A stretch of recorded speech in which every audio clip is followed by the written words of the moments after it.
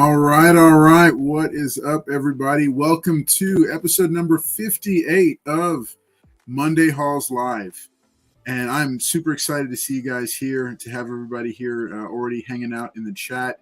Yes, we are a few minutes behind getting started, but I'm excited nonetheless because we've got a great show for you tonight. Tons of amazing pickups, including some new heights of eBay glorious shipping tales to share. Tonight's episode is going to revolve around some cartoon books, everybody's favorite 1980s and 1990s cartoon-centric books, a heaping helping of nostalgia. And we're excited to have you guys here to go through it. A quick reminder for you, this is Carlos Collects Comics. This is my channel. I'm Carlos. And MT is one of my right-hand men. He has essentially become the fountain of knowledge here on the Monday night show, our Monday Halls live stream. But we also have other shows as well. Monday Halls Live, we go over the past week to week and a half's worth of comic book pickups. All kinds of goodness that we've gotten through eBay, Facebook claim sales, Instagram, stuff that we've bought at our local comic shops, all kinds of stuff that we pick up over the past week to week and a half. And we will frequently have additional guests on for specials like slab day specials and others who are high volume buyers who have a consistent stock coming in. And the one thing we always like to do on Mondays is to make sure to share why we bought the books we bought. Sometimes it's obvious, but sometimes it's not. And we like to make sure and share that and let you know books to keep an eye out for. It's always informative for me just to listen to MT and see some of the books that he's been picking up, because he's generally ahead of the curve on the books that you want to be paying attention to. On Wednesday nights, we have the giveaway show, which is Wednesdays at 10 p.m. Central. This is a show that I co-host with Paul, everybody's favorite professional comics guy. We will go over some of the news of the day and share thoughts, rants, opinions, frequently with a panel that doesn't always agree, but that's always fun because we have a good time talking it over and always share some good information for you. In addition, just like its namesake says, we do giveaways. We will do at least one giveaway each Wednesday night. This is a book that is yours. It gets shipped to you for free on us. Sometimes we'll delay it if it's an international shipment or may do a shipping credit, but always try to make sure that we get you some cool books for free, because Wednesday nights is to promote generosity in the comic book community. Friday features are a rotating different subject each week. Sometimes they're top 10 lists, sometimes it's local comic shop spotlights, creator interviews, all kinds of different stuff that we will take a Friday night. These are scripted and more researched videos, so make sure you check those out. Last week we had the top 10 picks for Spider-Man comics that you should be paying attention to right now. So many people have messaged and commented they've enjoyed that list, and over 300 people have enjoyed the video thus far, so make sure you check that out as well. That's our weekly schedule here. In addition to the 3 shows that we produce on a weekly basis, we also have polls over in our community section, the community tab on the channel. You can go there on Tuesdays, Thursdays, and Saturday mornings to vote in some of the most entertaining polls that you're going to see here on YouTube. Always cool stuff, always provokes discussion. And once a month on the giveaway show, we will go through those in a brand new segment called Survey Says. But hey, that's just some of the stuff that we've got going on here. Pay attention, because we are going to be announcing our 1,000 subscriber milestone celebration very, very soon. In fact, we are, I think, just 7 people away from hitting milestone. 7 people. I know. Can you believe that, MT? That's 7 crazy, people away. It's been a crazy year, rip roaring, but we're in a year's time, we are hitting 1,000 subscribers. So that's going to be a whole lot of fun. Make sure that you stay tuned for that. I might even show off. In fact, you know what? I am going to show off one of the supporting prizes for that show. I'm going to show it tonight, and we'll get to that in just a second. But hey, let me go ahead and introduce the two, or let you see the two of us, because there's been enough of us of my voice talking with graphics in the front. Hey, what's up? It's Carlos, and I'm here with MT. And hey guys, good to see everybody. We're excited to be here with you tonight. Hey, MT, you want to say hi to everybody real quick? Yeah, let's see who's in the chat here. I know Mike Lofton was going to tune in, so I see Yeah. he is the first in. Great to see you, Mike. And then for Pete Sake, one of our favorite chat members there, and Carlos is on the panel in the chat. Amazing Spider Flint, good to see you. That is not a name I recognize, so thanks for being with us tonight. Spidey Girl, always a pleasure. Always good to see you. And then who do we got? Mr. Collector in here, the comic book report. Hey, yourself. Hey. Mr. Collector 123, of course, another regular. Thanks for being here, guys. Hopefully, we're gonna have some cool stuff to show you tonight. I kind of limited my cold opens today to one box, so we could kind of go over more of the theme I had tonight about. Basically, I wanted to do 70s, 80s, and 90s cartoons or possibly TV shows, maybe meander into TV shows a little bit, but more so cartoons because people of our generation were extremely passionate about the toys and the cartoons that we watched and owned as a kid, and we're very fiercely loyal to these brands later in life. So much so they make billion-dollar movies about these franchises, right? So this is no small matter as far as the economy goes and as far as what we do with our discretionary spending. So I thought it was kind of worthwhile to kind of go over this and get some feedback from the guys in the chat. And what shows do you remember loving, and what shows brings back that special memory of your childhood, or whatever you were passionate about collecting and watching growing up. So I guess I'll just kick off with a cold open. We can get that out of the way, and then we can kind of dig into the main theme of tonight's show. And the problem I had was trying to figure out what I was going to show you, because literally I've got long boxes full of these things. So I tried to whittle it down to something appropriate. We'll see how that goes. It is only an hour show, right? It is only an hour show. It's supposed to be. I will say, okay, I lied. Box and a half. These I opened up already. Some of these I took out. I got posted.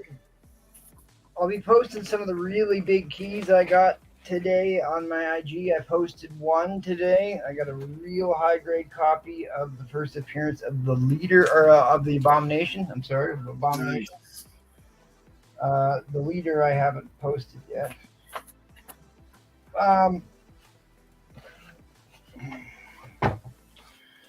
I happened to come across yet another Mark Jeweler variant of this book. I think it's a striking cover with the yellow background there. It's got the leader, it's got the Hulk, and it's got the She-Hulk and Thor, of course, all on the cover here. And it's not so much that this is any type of a key comic. It's just I like covers that are striking. And this to me, it's just a very eye-appealing cover. And let's see what color we've got. This looks like almost a slate gray insert color with the light blue underneath. So, collecting's not always about big keys, big expensive books, right? Sometimes it's just about finding a piece of art on a cover or a story that you like and running with it, right? There's nothing wrong with that. I want to shout out to Mike Lofton, who sent me a bunch of AOKs. These are books that I'll be spreading back around the community, kind of paying it forward with the Comic Karma. He sent me a bunch of facsimiles of the big key books that we like to talk about on here. The True Believers. That looks like a Mike Zeck book.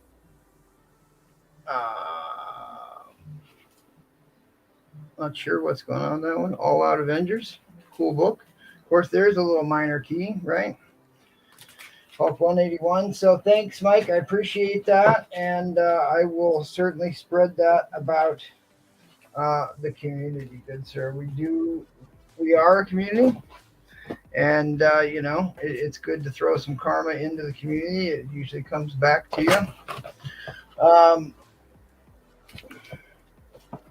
Maybe I shouldn't show those. Yeah, maybe not. Okay, I'll show these. I am always buying these. You want to talk about a comic that has yet to really hit its peak? It's this Champions book. Hercules is coming to the MCU, as we well know. Champions is a great series, really. It was kind of an offbeat series. It did go for a lot of copies or a lot of issue numbers. So I think I got another 2 sets in this week of Champions.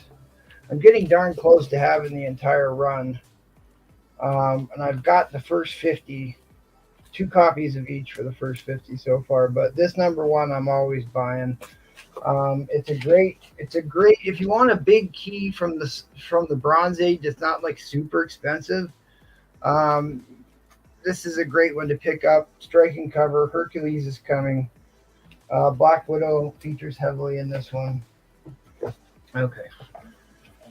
This is a book that I was able to find in my back bins, but I wanted a higher grade copy, so I did buy one. This is a Todd McFarlane cover. He is doing a signing at CGC, and this is his very popular Red Skull cover, the only Red Skull cover McFarlane did, and he has that very interesting, what is it, the UPC box, right? Is that what we call that, Carlos? A Red Skull smoking, which I don't think you can do that nowadays, but still an awesome cover.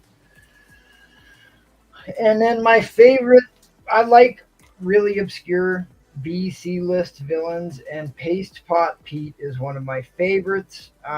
This obviously got marked up a little bit, but Paste Pot Pete would go on. He's just like got plaster of Paris that he has a weird gun. He shoots it on people.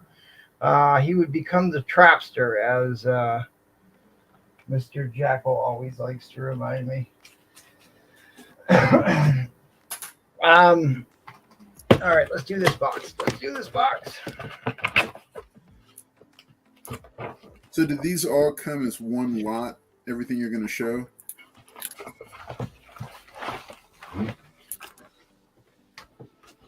They did.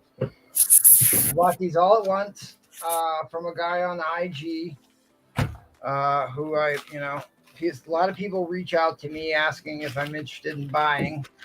And usually if you want to sell me something, I want to buy everything. Yeah. I don't want to just buy one book. I want to buy them all. So this is kind of one of those situations. Packaging is very well done. I did get a yellow envelope in this week. But, funny you should mention it. And I was kind of teasing Mike Pressis about the last time he shipped me a box, and I will say he did a phenomenal job packaging my comics for me. And he was also gracious enough to my Walmart stopped carrying the Walmart 3-packs. Oh, yeah. So I can't get those anymore. I don't know why. A while back, they had Walmart 10-packs. If you ever see a 10-pack, those are the ones you want to buy, because really? The last time they had 10-packs, it's basically 3-packs and an extra book stuck in there.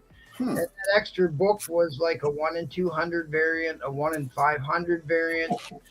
I got a Thor 1 in 500. I got a Moon Knight 1 in 200 variant out of those.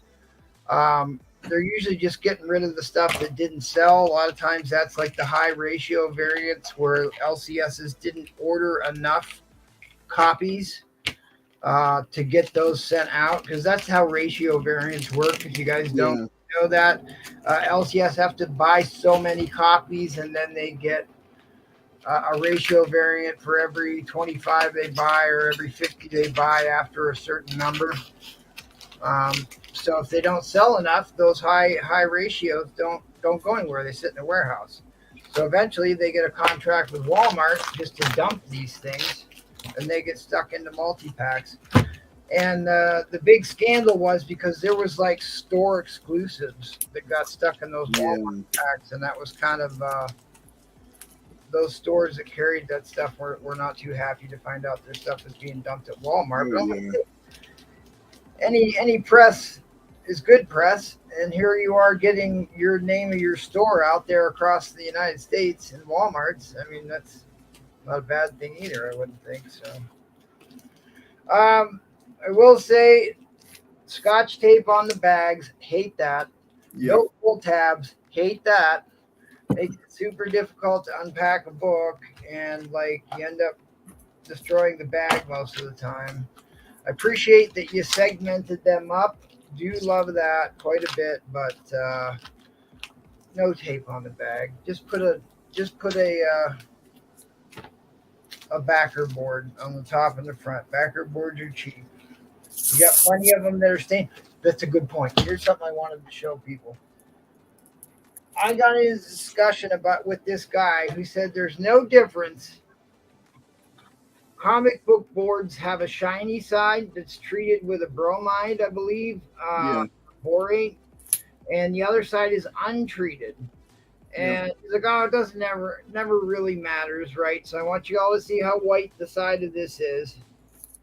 This is what happens when you leave a book in for a long time and you don't put the shiny side towards the comic. Yep.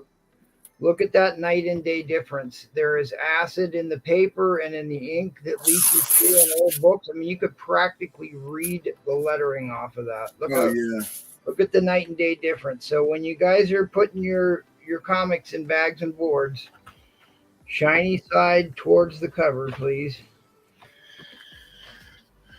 I saw that, and I'm going to keep this in my examples, my wall of shame examples. Your hall of shame. Oh, I see he left a lot of the price stickers on here. He's kind of a newer seller on IG. He doesn't have a big following, but I think he'll get there. Pull some of these price stickers off, so it's a little tacky if I showed you what I paid for everything.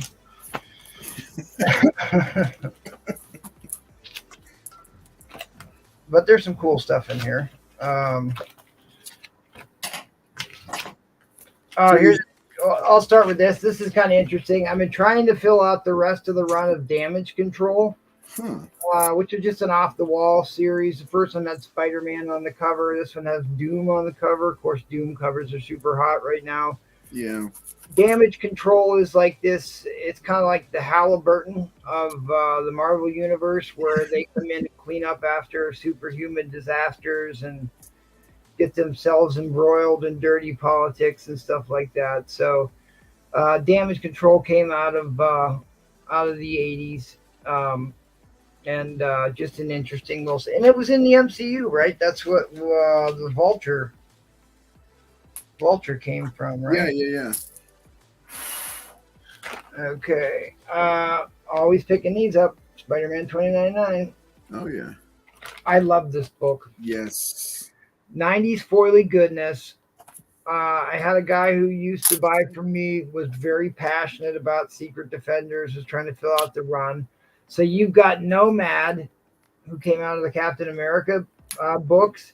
And this is like totally, what was it, Renegade from the 90s, that serial TV show on a motorcycle? Totally. It's got like the huge mirrored sunglasses on. And then Julia Carpenter, who I love. I wish they'd bring her back in that particular costume with her big red hair. Julia Carpenter was the Spider-Woman I grew up with, so I'm certainly a bit partial to that. Darkhawk, there's so much potential with Darkhawk, especially since they rewrote his origin story in Annihilation Wave. We should really do an in-depth on Darkhawk one of these days. But I'll try and go through these a little bit faster. This is Nathaniel Summers or something. I can't remember where I bought that one. Team Up Annual. These are, I don't come across these very often. The Purple Man was in this. The Purple Man is like a mind control guy that used to go after Jessica Jones and Power Man and Iron Fist. He's kind of like your hoodlum guy that was mind controlling. Yeah, and he did some very nasty things. I remember one of the best scenes ever in comics was New Avengers number 2, when Luke Cage. Oh yes, when they had the raft out. He's like, your powers aren't working too well right now. Right. That was perfect. Because the cliffhanger, I thought he was gonna. Yeah, you thought he was gonna do it, but then he was like, their powers. They were medicated so that their powers couldn't manifest. Oh, it's fantastic. And they brought the Purple Man into the Jessica Jones Netflix series, and they Matt Tennant, right, played him. Really great performance.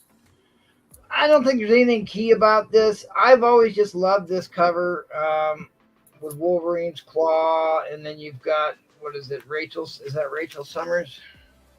Who's the villain holding her? I don't know. I have no idea. I can't tell you I've ever remember reading this, but I just thought that was such a cool costume. Might be one of the Morlocks. Maybe somebody new. Purple Man's from 1964. I did not know that, Mr. Jackal. I didn't know he went back that far. That's great. Hey, Green Machine, thanks for showing up. Appreciate that. Did you know the Trapster is also an expert in adhesive removal? We need to get him on the channel to do some comic book repairs. He was once called to remove Zemo's head covering, and Zemo had his mask attached to his face with adhesive X. They were so inventive with how they named things, of course.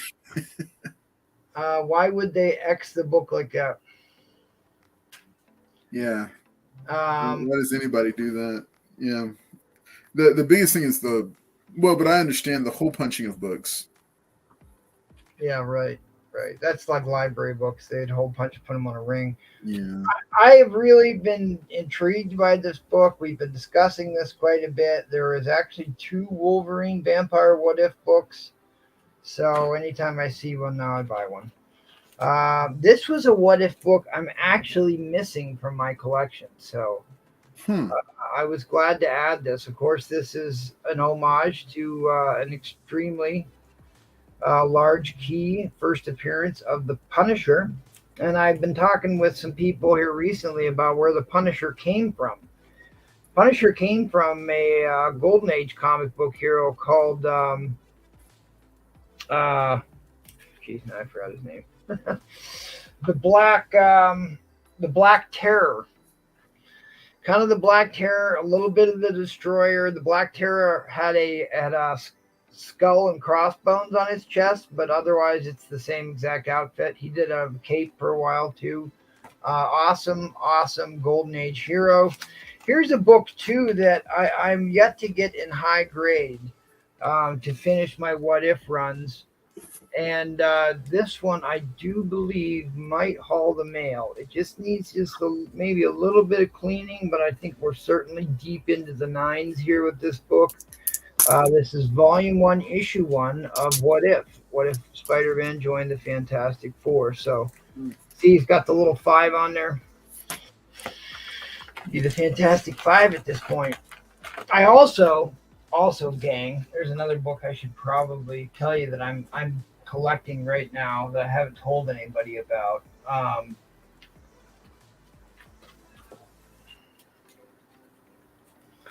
This is the first appearance of the alternate Fantastic Four with Hulk, Ghost Rider, Wolverine, and Spider-Man.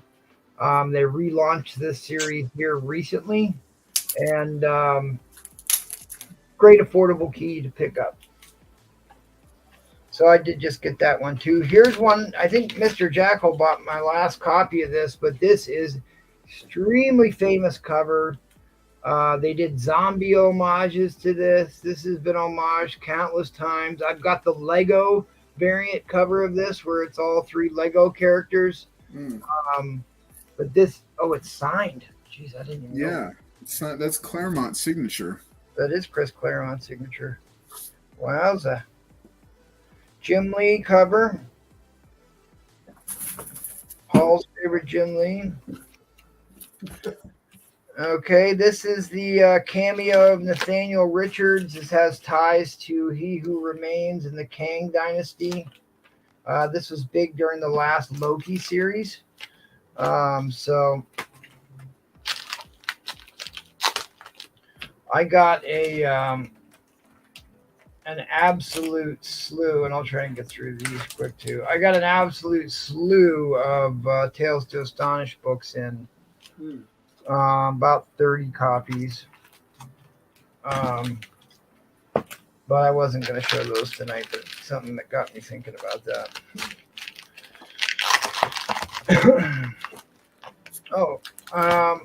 Slowly but surely getting a decent run of Werewolf by Night.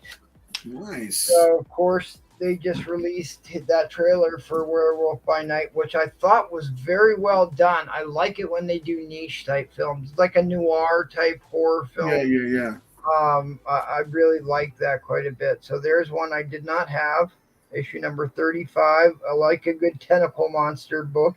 So, you know, the Japanese, interesting story about the Japanese and tentacles. It's like a whole subgenre because they're kind of more of a conservative. Yeah, my son made a joke about that maybe about a year ago, and I was like, why would you say something like that? And he said, no, it's a real thing. And I was like, they have a name for it. There's a specific name for Japanese for things that have tentacles in it. It's its own art form. And it came out of their very conservative society, so their pornography could not show books like Michael Press's showed the other night, where you've got full-on intercourse happening, right? Some coitus. So in lieu of coitus, they're an ocean-faring society, so you've got tentacles everywhere.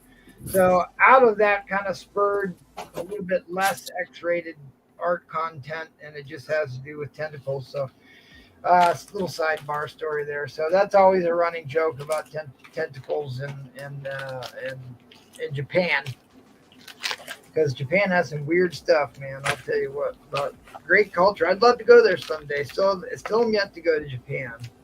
I have not made it over into Eastern Asia yet. It's a place, the one corner of the globe other than Antarctica, I have not gone to yet. I better do it quick, though. I don't know. I'm not getting any younger, I suppose. Here is an Invaders book I did not have. Bucky Barnes, looking like a woman. Bucky, Toro, Golden Girl, and the Human Top.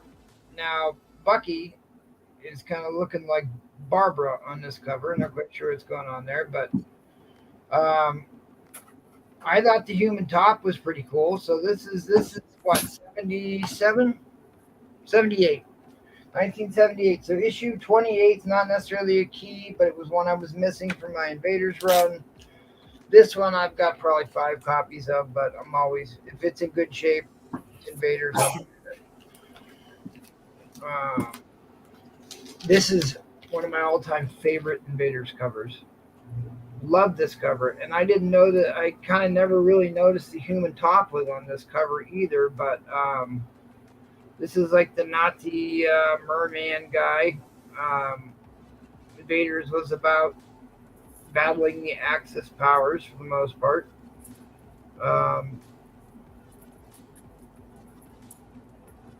Sweet cover.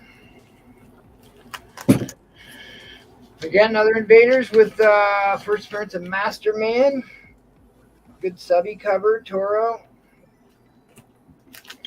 Here is one. As most of you know, I like to collect old Ditko books, old Jack Kirby books. See if I get the price sticker off this. I'm just going to cross it out. Maybe unsuccessfully. I'll just cover it up. Tales to Astonish. Tales to Astonish number 47. So this This is a very early team up of Ant-Man and the Wasp, Mr. Jackal. Tell us what the first appearance of Ant-Man in Tales to Astonish is, Mr. Jackal.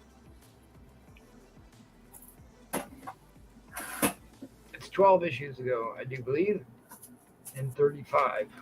We'll let Mr. Jackal verify that.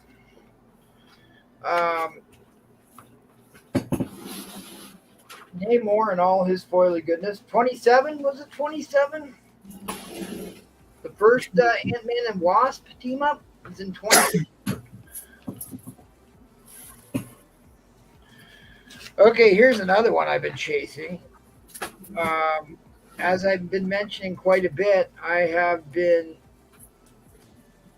chasing down the Bronze Age horror and sci-fi, and this is Journey to Mystery #1 from the Bronze Age, and I've had a real hard time getting a hold of this book, so really glad to add this. Yeah, first Wasp is 44. Right, that's what I was thinking. About 12 issues before that.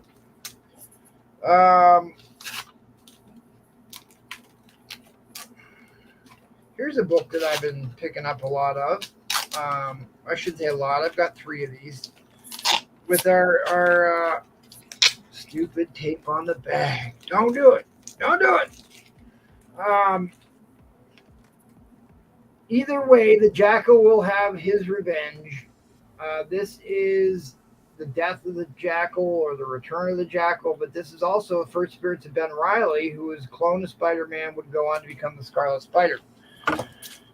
And the last one I've got here is Mr. Jackal was kind of getting on me about not collecting a whole lot of ASM books. I said, yeah, that's kind of true. I sold off most of my big Silver Age ASM books. I kept a handful for my PC, but it's not one I traffic in because I was never really a huge Spider-Man fan until McFarlane came out with this series. Even that I kind of got bored with before too long. But,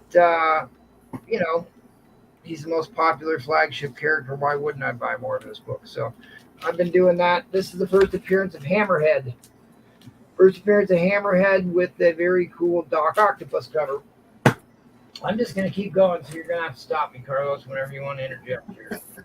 Well, I got my books ready whenever you want to. Okay. Yeah, I got a decent stack here, but I am using the time effectively to to bag and board. Before I segue into cartoon and television books, is there non-television cartoon books you wanted to go over? For me, yeah, I've got a ton of them. I have, including one that I want to show you real quick that I think you'll get a kick out of. So I had my first. Why don't we do that then? Why don't we switch over to you and you show those, and then we'll get into the Toon books. How's that? Cool. Sounds good. All right. Hey, everybody. Thanks so much. Make sure and hit that like button. And it's always exciting to see the books that MT brings up because he has a ton of cool stuff, including nostalgia stuff. I'm loving more of the nostalgia. He actually inspired me. I'm going to show y'all a couple of books that him and Edwin Price inspired me to start picking up. And I may actually consider building another run once I build the 2 that I'm working on. But because I knew that MT would get a good kick out of this, so I went back into eBay purchasing and got my first yellow envelope. Nice. Oh yeah. So this was actually a completely not even bubbles in this one. All right, but inside of it though was one of these. Okay. All right. Inside of that was actually a very cleverly constructed, custom-made Gemini mailer. Yeah. I don't like those. All you've done is created all those surface to Paul Comics. I see you. I'm gonna put you in timeout, Paul Comics. There he is. All right, so these are a couple of books that I started picking up because, as you know, I'm a big believer in the upcoming Armor Wars series. Right. One key book that is tied to War Machine and Rhodey is War Machine #1. This foily goodness straight from the 90s. incredibly inexpensive It pickup is. right here. However, there is a lesser known one, and this may or may not be on a future top 10 list coming up in the near future. There is a smaller ash can version that you can pick up as well.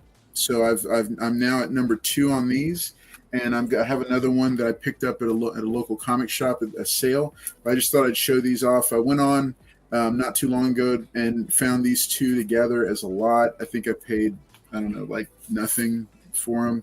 It's criminally undervalued, that book. Yes, yeah, it is. It's embossed. It's an embossed cover, so it's tough to get in high grade. It really is. It really is. Now this one, I'm trying to remember. I looked at this one. This one was about what I expected it to be. And just to emphasize MT's earlier point about acid, you can see that line. That is not a fold or a bend. That is the acid line on the backer board left from the book. Yep. So just so y'all can see that. This one's actually pretty clean. There is a dent here about halfway down, and it does have a hairline bend in it, like a hairline crease. Again, these black, now it's pretty clean. You can barely see that hairline right there. It's right there there you go. Yeah, like I said, I own a couple of those. None of them I would consider to be 9/8 candidates or anything. They all have little scuffs on the embossed foils always scuffed for whatever reason. Yeah. Now this one's actually, other than that, and then a couple of waves on the back, it is really, really nice. It is a really nice copy. So I'm going to tuck that away. This is the ash can, so y'all can see it. It's pretty little, tiny. But as soon as I saw these, I thought, because I think ash cans are undervalued because they're generally much lower print runs on these. If I'm correct, if I remember correctly, MT. People threw them out. They didn't really. They were just supposed to be like promos. They're like those little promo cards. Those right. Yeah. Comics that come out, or they were inserts in inserts in a previews catalog. So not a whole lot of people kept them, and they're not comic book size. So it's one of these things that doesn't fit in with your collection type of thing. Yeah. So I thought it was just a neat little pickup to grab. So that's a good one to keep. El Green, it's definitely not a 9/8, and I knew that when I purchased it. I also had gone on a little bit of a spree with War Machine.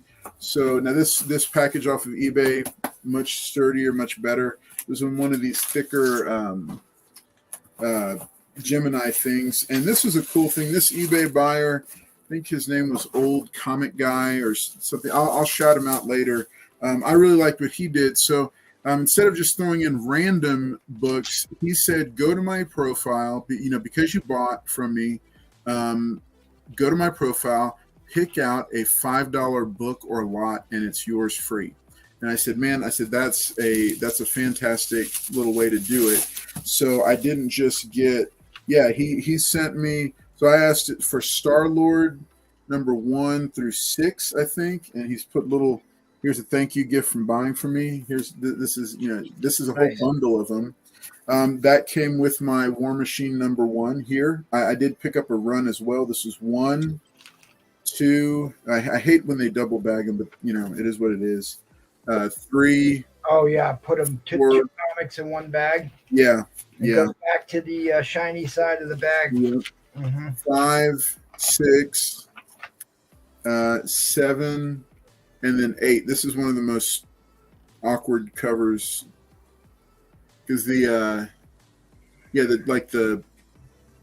sizing or scaling or whatever is off. Yeah, perspective.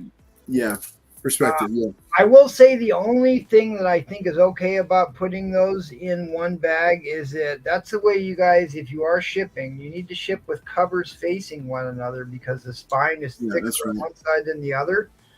So they should lay flat, but otherwise it's a pain to have to rebag. And he also threw in Guardians of the Galaxy 1 through I don't know which ones these were. That's a cool cover. I need to unpack these and get into them. Yeah. this is kind of like a cold open for me. All right, so I'll go ahead and MT. Do I have a couple more minutes? How am I on time? I mean, we're always running late, as you well know, but it's up to you.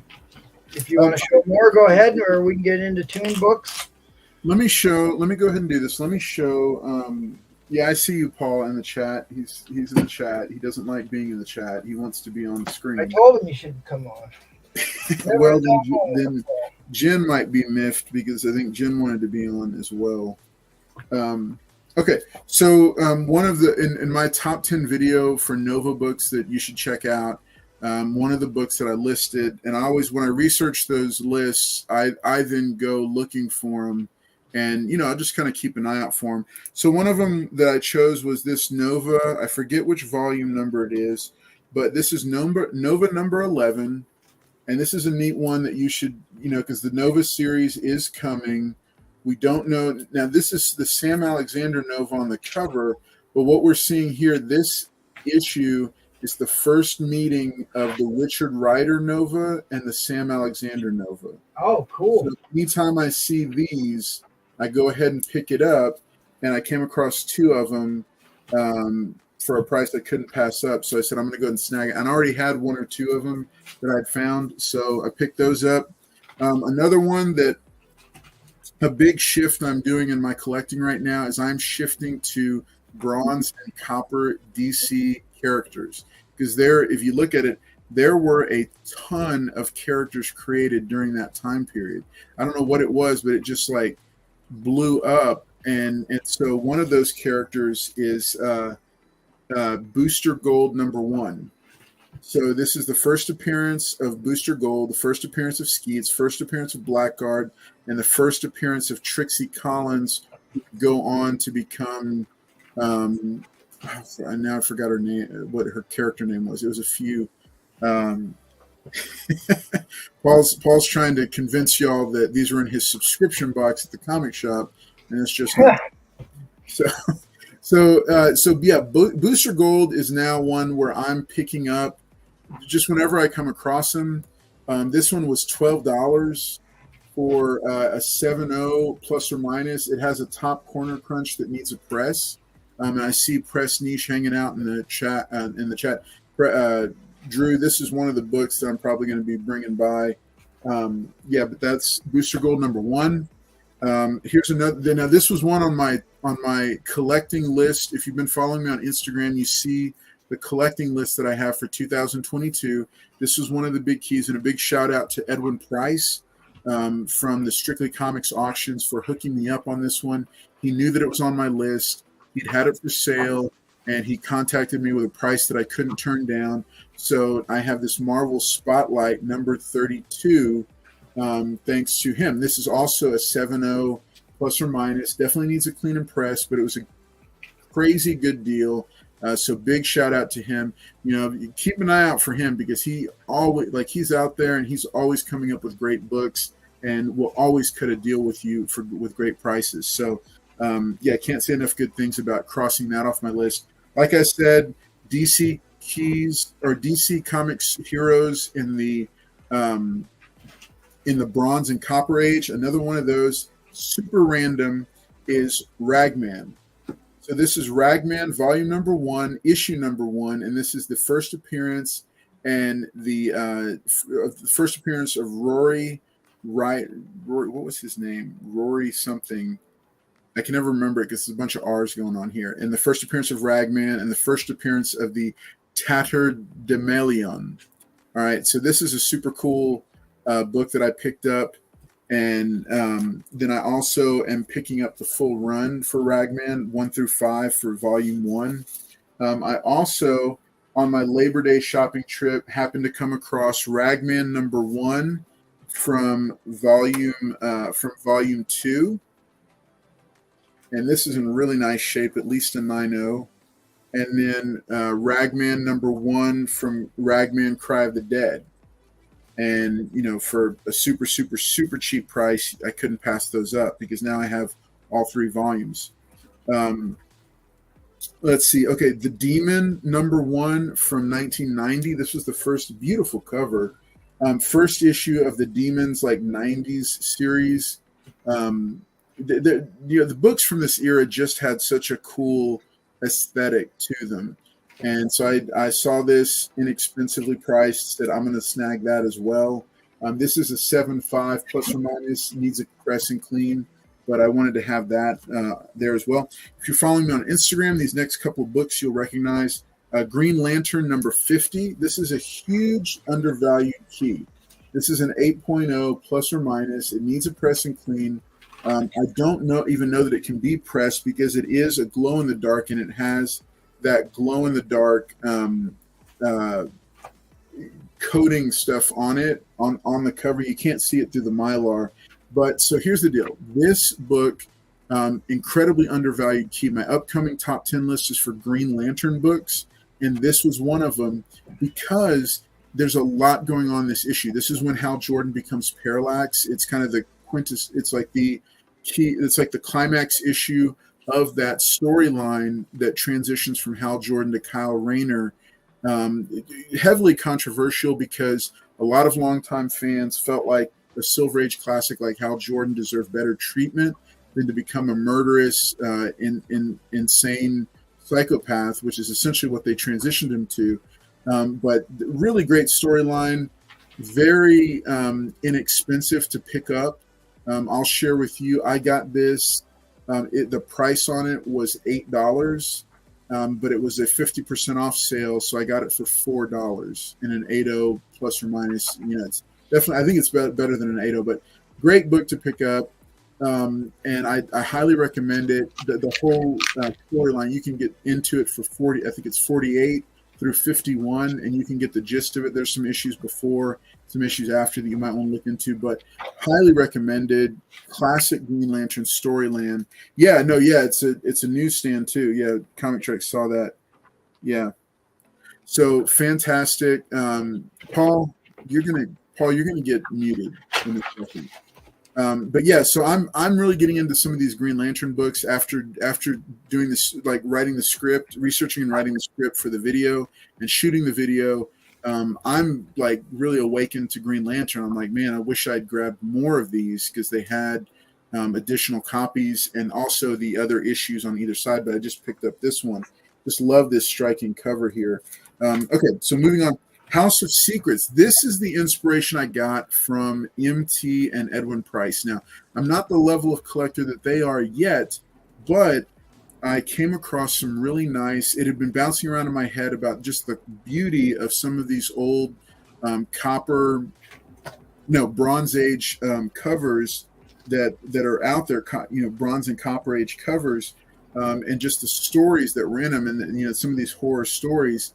Now, of course, they were still, at this point, they were approved by the Comics Code Authority, but just a really nice copy of this is House of Secrets number 101. And this is a 7.5 plus or minus, needs a clean and press. MT, I just wanted to show you the spine on this beautiful art here. Yeah. I mean, this is a clean cover.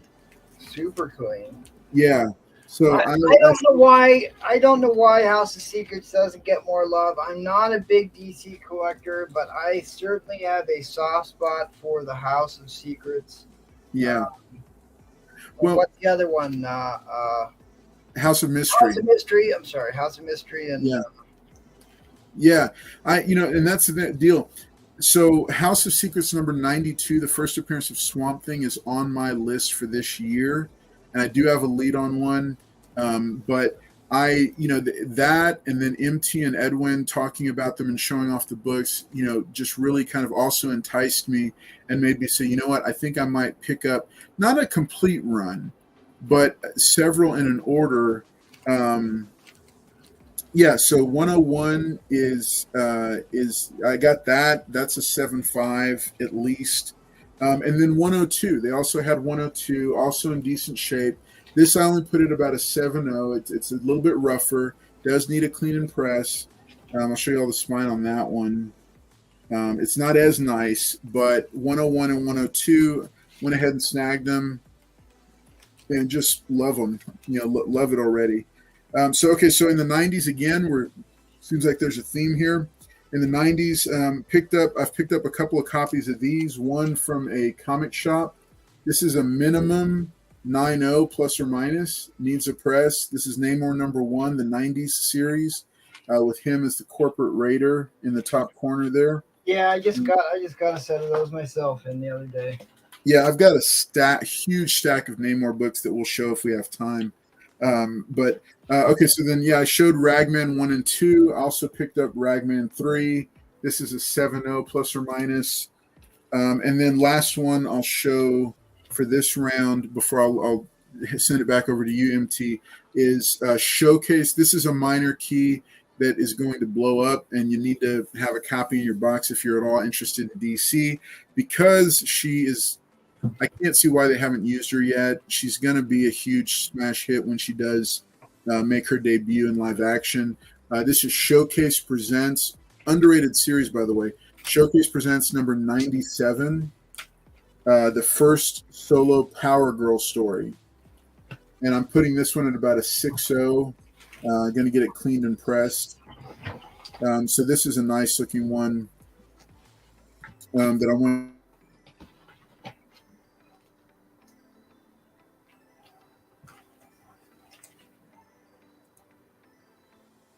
You muted yourself. You're muted. You muted yourself. Whoops. Sorry. How long was I muted? About 5 seconds. Okay. I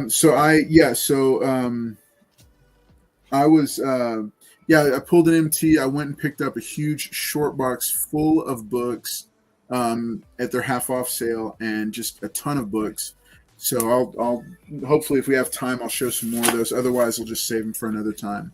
All right. So thanks, guys. I'm going to go and pass it back off to MT and let him start the fun with the action figures. All right, MT. Okay. What do you got? All right, I'm going to start with some older stuff. We'll work our way forwards. One of my favorite old ones to collect is Hanna-Barbera books, and I have somewhere in this room is the first appearance of Space Ghost and the Herculoids and Hawkman. They all appeared in Hanna-Barbera TV Heroes, and I couldn't lay my hands on that fast enough. But I do got some of the more modern ones. I also have a bunch of the old Flintstone books from the 60s that I dig out. But I have these two, old Quickstraw McGraw, and then Nice. Flintstone and the Purple Dragons, right? And I kind of showed that. If you guys watched the show a little bit, I showed I got that Fraggle Rock with the Purple Dragon in the background, and I've got the Ewoks with a purple dragon on it. Ewoks was a cartoon from the 80s, but that's how I'd segue those two in. Back to the old stuff. People may know or have seen on my shelf, one of my most coveted books was one that I got from my dad, Space Family Robinson #0. Nice. And this is, I'm always on the hunt to upgrade this copy, but this is, a copy I got from him, and I'll never sell it. But the just the glass domed 50s style space helmets and the cool looking Saturn. I think they're on Saturn in this one. Aliens, just a sweet cover. So it quickly changed.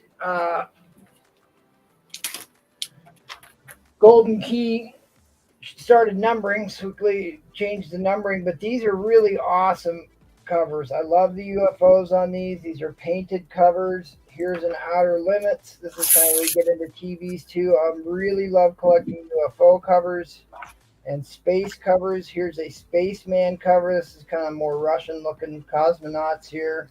Oh, wow. Space Family Robinson, again, painted cover.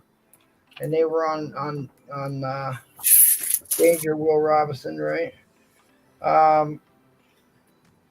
More cool looking aliens.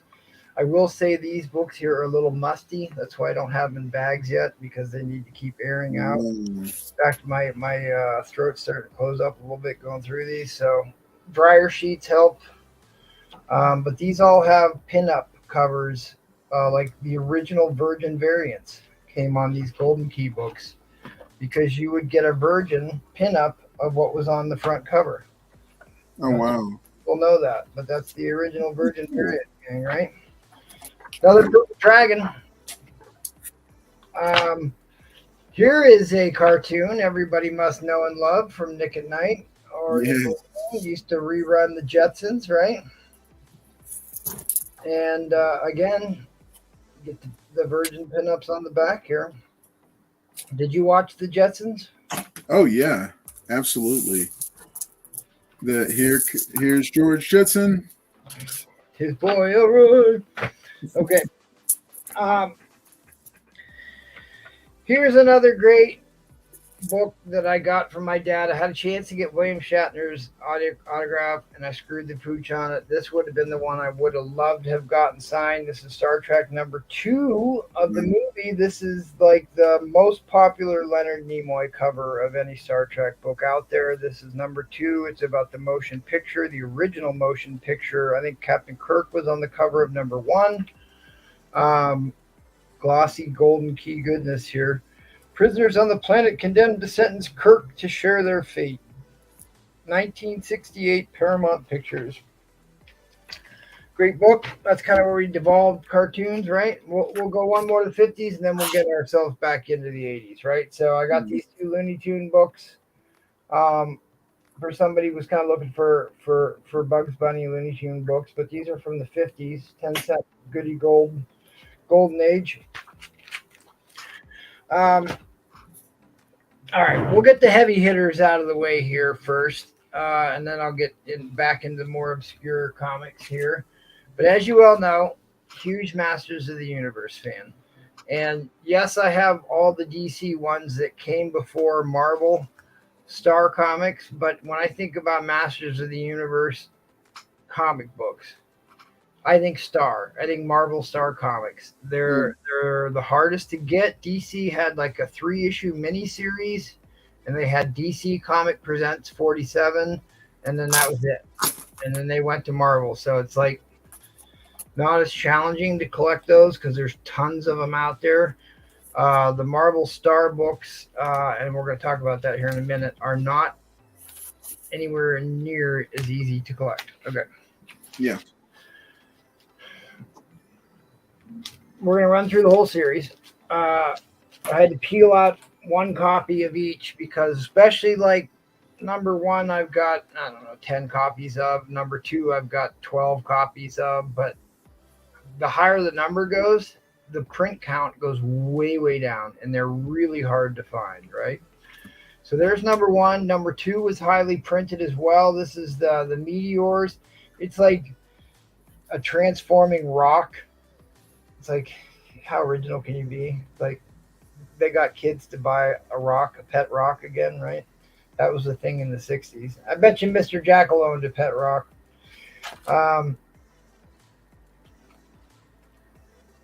Yeah, Birdman. You're right, Birdman, sorry. Yeah, they do. That's a good point. Pete Sake. Clear backers on the Golden Keys. That would be great. Galaxy Trio, yeah, the Mitor, right. Frankenstein Jr., The Impossibles, Moby Dick, Space Ghost is super cool. Green Machine. So at any rate, #1, I kind of get off track here. The Slime Pit still kind of in the higher copies. Hordak was on the scene here. Slime Pit was a very popular selling playset because it wasn't nearly as expensive as Castle Grayskull or Snake Mountain. It was a very affordable playset, so a lot of kids have them. Slime was huge when I was a kid. Used to buy them out of the little quarter vending machines they used to have in the front of department stores or Hills or Kmart. And you'd pay $0.25 and get a little thing of slime. God, I used to buy tons of that stuff as a kid.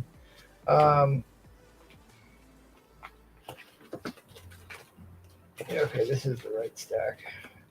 4 gets into the anniversary cover. Hordak. They went with Hordak on the anniversary cover. I'm finding more and more. I thought I had every anniversary cover Marvel printed, Not the case. I kept finding new obscure ones I never knew about. Heathcliff, the Muppets was a really hard one to get. The Care Bears is the super expensive hard one to get. Um, this one I bought 10 copies of a partial warehouse box. I really need to send them and get them graded. I actually bought a graded one. You see it back there.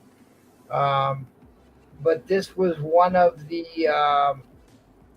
vehicles. It was a vehicle for Skeletor. It had claws on it. So like that's a pretty accurate representation of what you could buy as a toy. And that was really what Masters of the Universe, the cartoons, and the comics were about, was selling toys. Merchandising, as they would say in Mel Brooks would say in what was that, Spaceballs. Merchandising, right? So much of 80s culture was pushing merchandise on the kids, but hey, we still love it, right? Yet another vehicle you could purchase here in issue number 6 on the pedestal. I used to like to put Orko on a lot of covers. See that Dragonfly vehicle? That was also a book that you could buy. Now we're starting to get into the ones that are much, much harder to find, especially harder to find in higher grades. This is about the time when Teenage Mutant Ninja Turtles were just starting to come on, if I think, in the very early stages. Or at least ninjas were starting to become super cool because they came up with like this weird ninja character. They were running out of new action figure ideas at this point. And they just started throwing anything at the wall they could. What year this was. Because the characters really started getting dumb. But the funny thing is, people don't realize about He-Man, he was wildly popular in the United Kingdom. And they continued on with Hero, He-Man's son, ran for an entire comic book series, mini comics, action figures, and a cartoon that only ran in the United Kingdom. Not too many people in the United States even know about that. Yeah. I was watching a Toy Galaxy special on it. Okay, keep going. And then we get into 8, which is Mosquitor. It had this little push button thing that you could see the blood being gurgled around in his chest, like and like He-Man's really weird armor set of like he's out there drilling rocks. Didn't make any sense. It was really dumb. But again, we're selling anything we can, and we're using the comics to get you there. Another hard one to get in high grade. This one, let's talk about this one. I believe there was only 3 9.8s on the census. If you find this in a back bin and it's a 9.8, it's a lottery book. It's a lottery book. Which issue number is that? It's issue number 9. It's where Orko has the jazz hands and Orko and Hordax on the cover. Yeah. This is the ghost of a ghost of a ghost. You cannot find this in a 9.8. And if you do, it's a lottery book. You can name your price. There's only 3 out there, and those 3 aren't being sold. So, no. Or at least the last time I checked the census, there was only 3. So if you come across this, I mean, this one is kind of nice. It's not a 9.8. It's as close as I've ever got to a 9.8. Wow. I maybe only have 4 or 5 copies of this. This isn't one I can find very often. I love how you're like, it's a ghost book, but you've got 5 of them. Well, it took me years and years to get them. This isn't something I started collecting yesterday. Yeah. I should show my mini comic collection one day. That's kind of like yeah, because all the action figures had mini comics.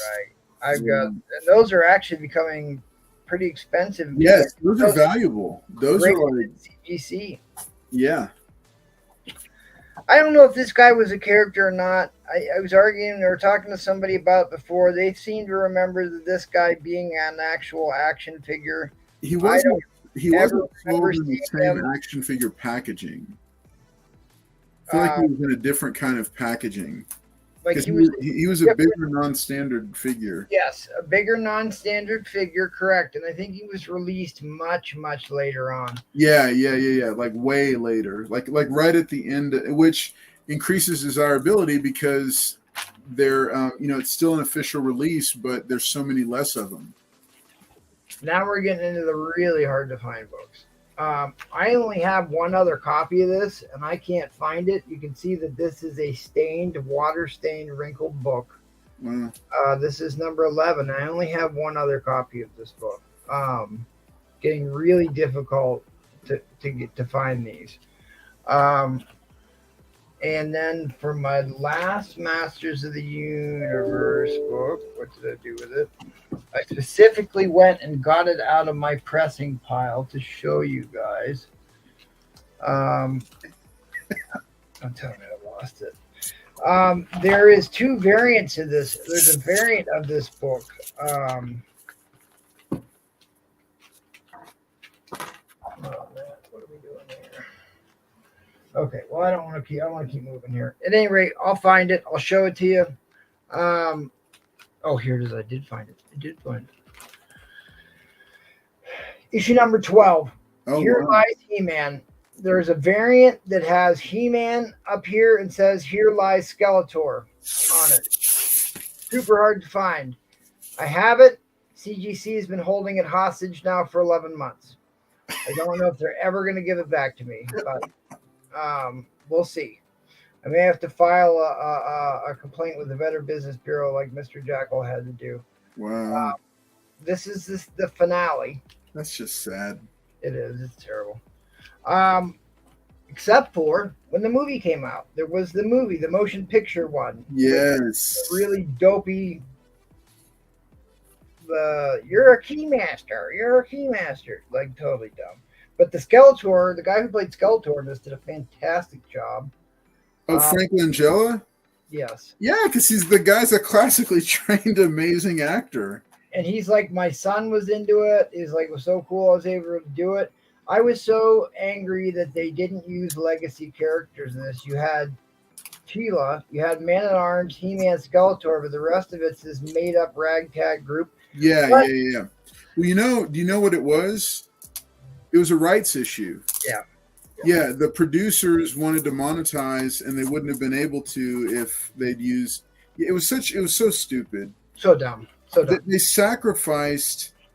That was minimum a trilogy right there. Oh. They sacrificed a trilogy for some stupid ancillary dollars, which I get it, but I hate when science fantasy has to like come to Earth because they can't afford to show other worlds. It's just like, what's the point of even doing the movie if we're going to have it downtown Los Angeles? It was budget, but it really was. There was a lot of it that was the producers that didn't want to have to pay, because the thing was they got less of a share of any of the ancillary profits from any characters that they didn't create, like any legacy characters from the show, like even Castle Grayskull, all that.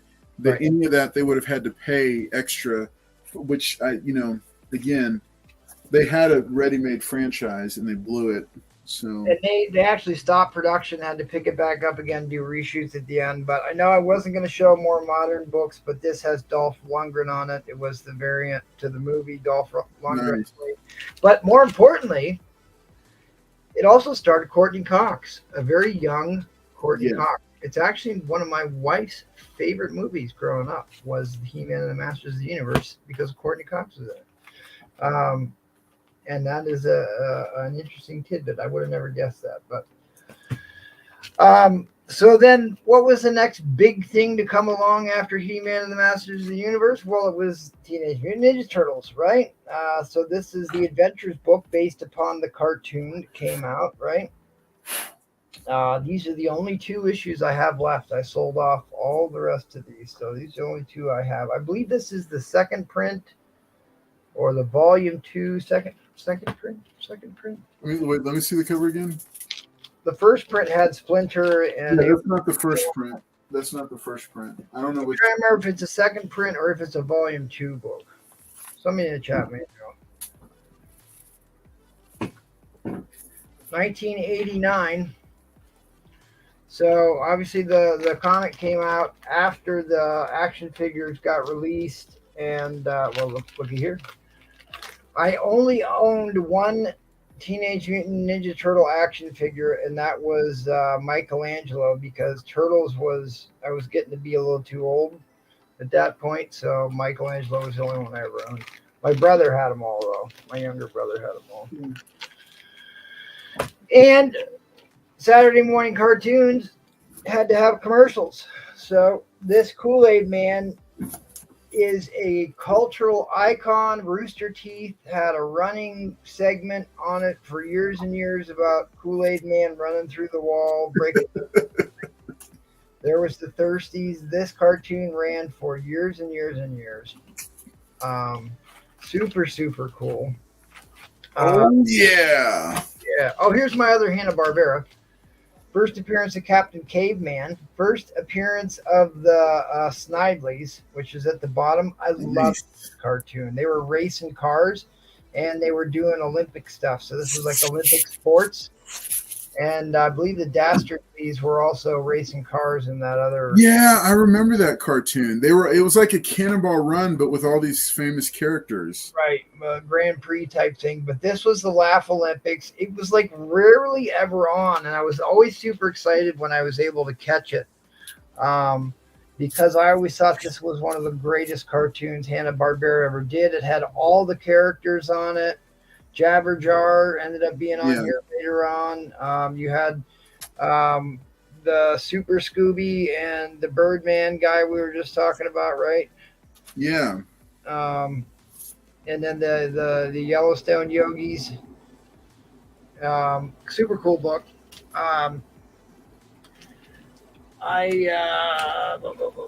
Before I get into the TV stuff, I'm going to kick it over to you, but I'm going to show the last of my cartoony books. Sweet. The one group of books I could not find in time was my Thundercats run. Another day for those, because the later issues of Thundercats are really, really awesome covers, and I never knew those existed. Some super, super cool Thundercat covers later on in the series that most people don't collect. They collect maybe 1, 2, and 3, kind of like Silverhawks, where I just only ever collect issues 1, 2, and 3.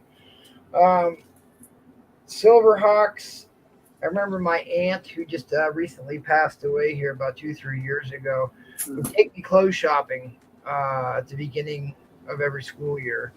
And one year she actually bought me an action figure, and it was a Silverhawk. That's cool. I remember that to this day. And it was the main character there. They all came with a little bird thing.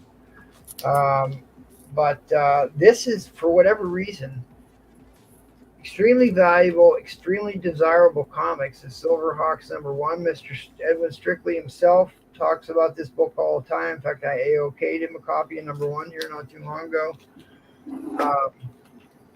At any rate, I've got a short stack left. I'm going to kick it back to Carlos, see what he's got, and then I'll just end with a couple, 3, 4 books that I hope will get a couple good laughs. Awesome. I will show one more quick one because it doesn't fit with the rest of these. These look to be like troll balls. Stone Protectors. Does anybody remember this? Dude, I'm drawing a blank. I was told it was actually a cartoon, but it's a Harvey book. So. Really? So if anybody in the chat knows anything about this, oh yeah, Muttley. Mike Lofton Muttley. In fact, my wife's best friend, their little dog, we have to babysit every now and again. I always call him Muttley. And Dastardly Do-Right, or Dick Dastardly, right. Yeah, Stone Protectors. See, they were an action figure line, and I think they were based on troll dolls. One would only assume, right?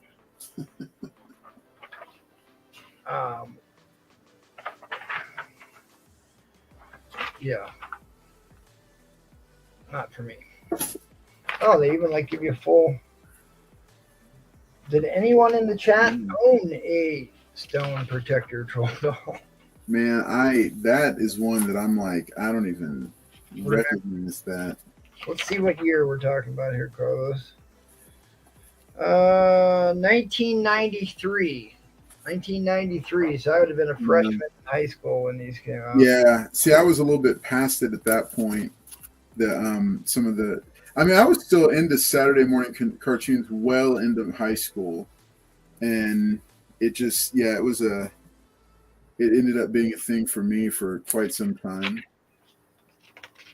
Yeah, it was too. But at that point in time, I was too busy with sports and chasing girls. Yeah. Didn't do too much of that anymore. But 1993 says Mike Lofton. All right. Well, do you have a couple of books ready, or you want me? Dude, I got a ton of books ready. You just interject at any point because I could keep going all night. Yeah. So, hey, I'm going to jump it back over. And just a quick reminder, if you haven't hit the like button yet, make sure to do so, because every like helps us get this out to more people. And more people means more subscribers, hopefully. And that means that we break our goal sooner. So, like I said, if you haven't subscribed yet, please consider doing so, because our 1,000 milestone subscriber giveaway is just around the corner. Speaking of, where did I put it? Oh, there it is. One of the prizes, as promised, I'm going to reveal one of the prizes for the 1,000 subscriber giveaway. When we do that, I have here something that has become a little bit scarce. It's become in scarce supply. This copy, or this pack of 50 My Light 2s in gold, silver, and golden age comic book size. That is 7 3/4 by 10.5 plus a 1.5 inch flap. This pack is going to one lucky winner of the 1,000 subscriber milestone giveaway.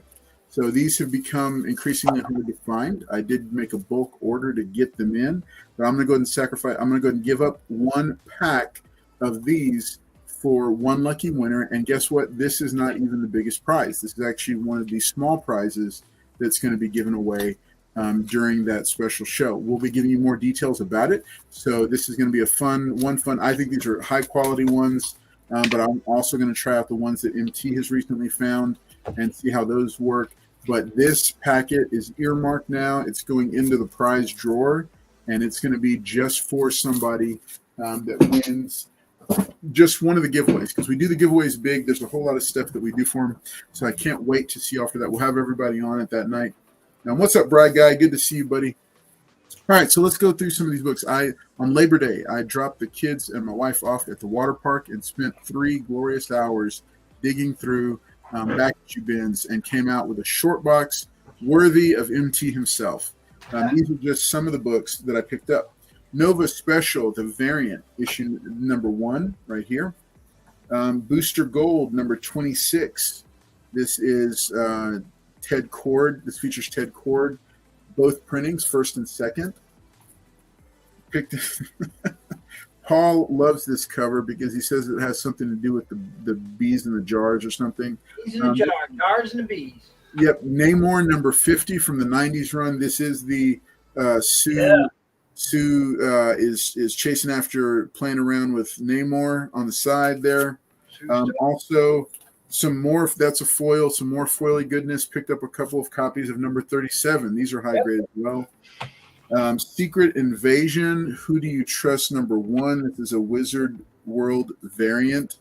This one was, I was told this is a compilation of some of them.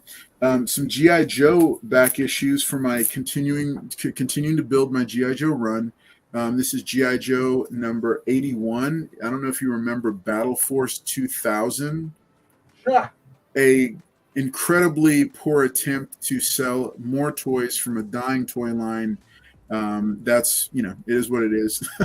But Battle Force 2000 versus Dreadnoks. Well, the funny thing I think about that is G.I. Joe also succumbed to like the ninja craze. Yes. The last couple ones in all ninja stuff. Right. Well, no, because then it was Snake Eye, or no. Snake Eyes. Yeah, Snake Eyes in G.I. Joe or something. Yeah, it was all Snake Eyes. Here's issue number 83. with Road Pig on the cover. He's one of the later Dreadnoks. And then issue number 84. Picked these all up for a steal of a deal. Another copy of Wonder Man. I don't know if this has this.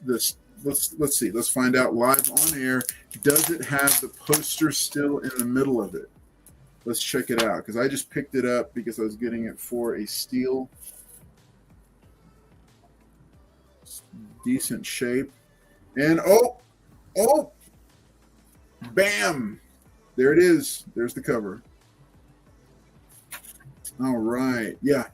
I know, Mike Lofton. I was secretly, my internal monologue was, man, you're going to look like a dork if it doesn't have the poster in it. But yeah, it's got it. It's maybe about an 8.0 or so. Going to tuck that away. I also got a copy of the August of '86 issue of Hawkman #1. So this was pretty cool. Yep, he is the most professional in comic book history. All right, so these are a pair of really nice looking covers. This is Fantastic Four number 371.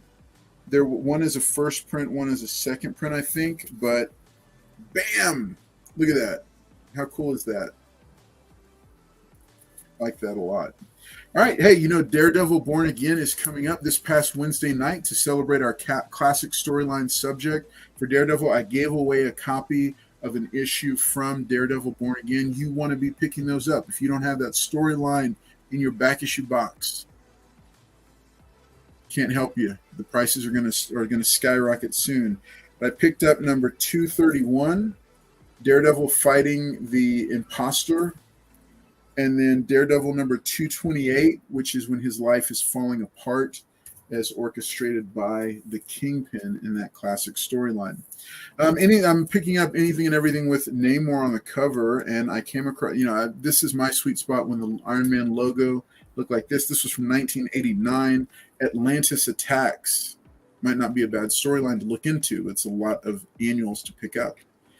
So that was all the 1989 annuals, and I love that cover there of those two guys going into battle together. Speaking of Iron Man, I also picked up issue number 232. This is from the Armor Wars storyline, the original Armor Wars storyline. Got some more of those mixed in here. Here's Spider-Man, or this is Marvel Team Up number 136, Spider-Man and Wonder Man. Didn't want to leave that sitting there. From my Punisher War Journal run, issue number 4, which I think I was missing. DC Comics presents annuals Superman and Shazam. How can you pass up on this? This was This was number 3 from 1984. There's Dr.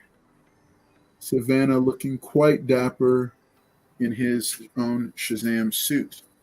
Also from the Armor Wars storyline, number 229. And then Booster Gold, number 24, featuring a backup story starring Blue Beetle, but that's not why I got it. This is the rise of the Black Beetle, who is the dark opposite to Blue Beetle. He's not going to be in this movie, but as I called it back when I produced the top 10 list for Blue Beetle, any opposite character, be on the lookout for them when the adaptations start, because they're always going to be coming up. Nova Special number 1, right here. This is another. I'm picking up some Nova books because I'm a Sam Alexander fan. So I see MT stepped away, so I'm going to go through the rest of this. This is all a big part of the haul, from the Labor Day haul, as it'll be called. So here's Iron Man number 230, also part of the Armor Wars storyline. Iron Man number 231 from the Armor Wars storyline. This one is a pretty cool book. Dr. Doom, this is Fantastic Four number 319, Dr. Doom versus the Beyonder. It's another iconic cover that you might want to check it out.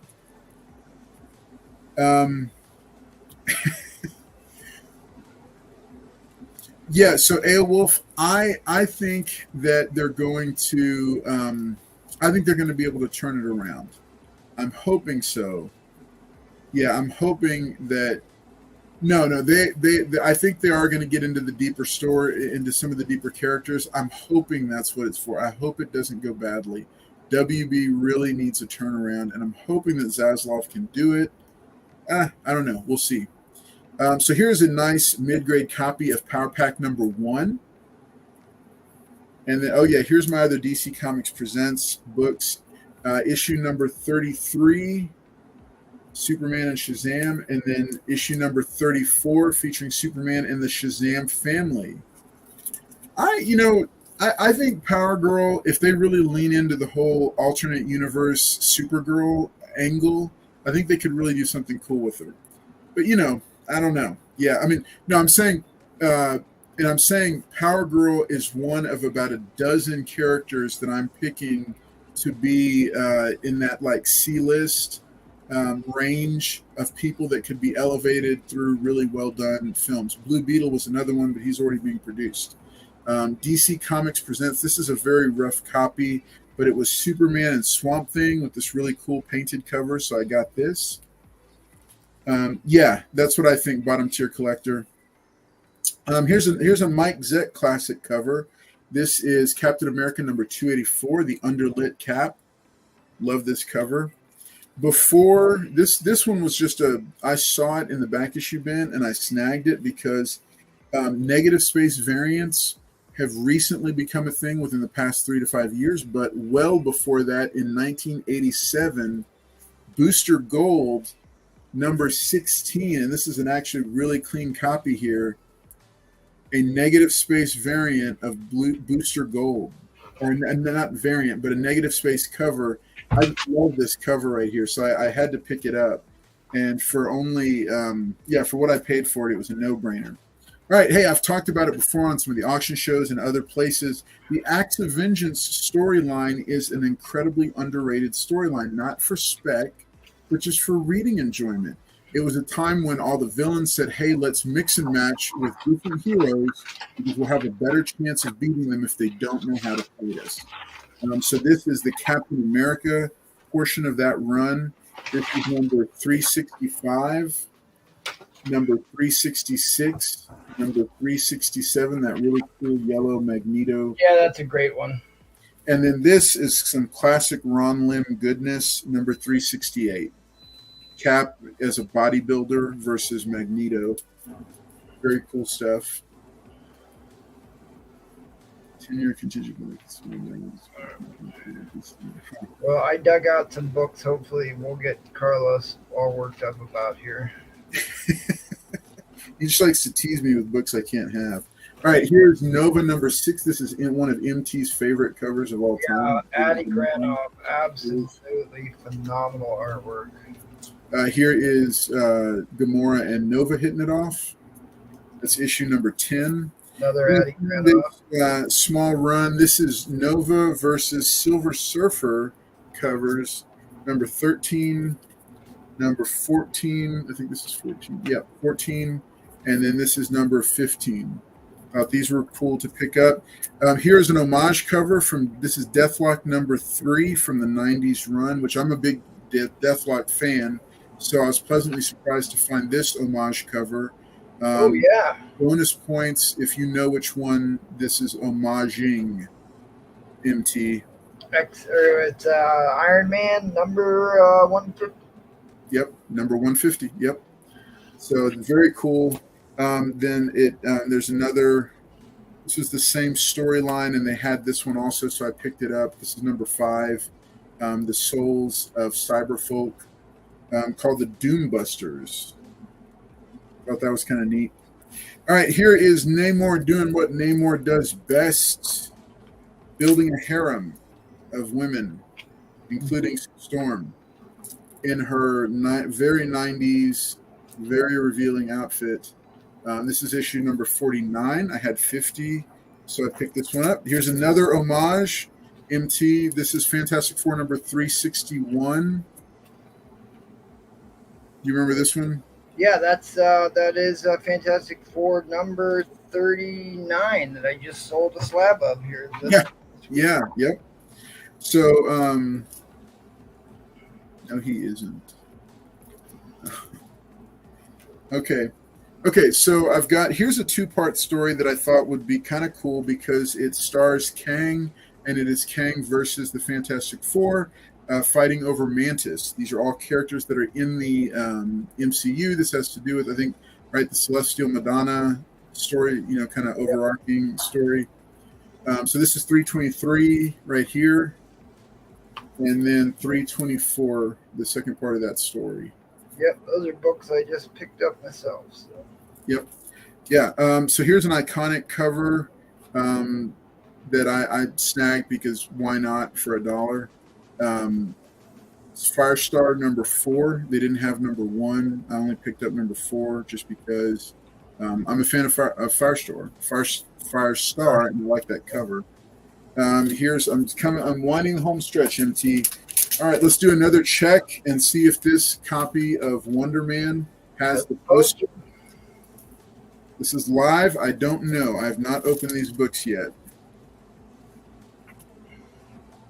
It's not in bad shape. There was about 1 billion of the. Ooh, there's some covering stuff.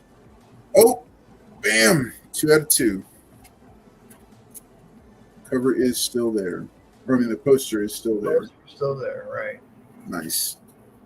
But the back cover is a little bit rough, so I may have to. I don't know. See what happens with that one. All right, last one. This is another one that I figured for $1. Why not? Those kind of pickups.